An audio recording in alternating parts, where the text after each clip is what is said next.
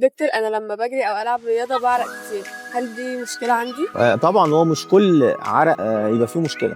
عندنا طبعًا العرق الطبيعي اللي هو لمّا بنمارس رياضة أو نعمل مجهود أو نجري أو نعمل أي نوع من أنواع الرياضة، طبيعي جدًا إن جسمنا بيعرق علشان يتخلّص من الأملاح الزيادة، المَيّة الزيادة في الجسم. لكن طبعًا إحنا هنا ده طبيعي، يعني طبعًا لأ، دي مش مشكلة خالص وده الطبيعي.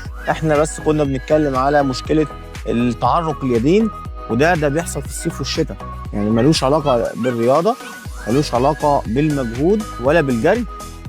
تعرُّق اليدين، أنا عايز أقول لكم إن تقريبًا يعني الإيد بتنقّط مَيّة، وده في الصيف وفي الشتا، ولمّا بتيجي تسلِّم على حد تلاقي إيده اتبلِّت.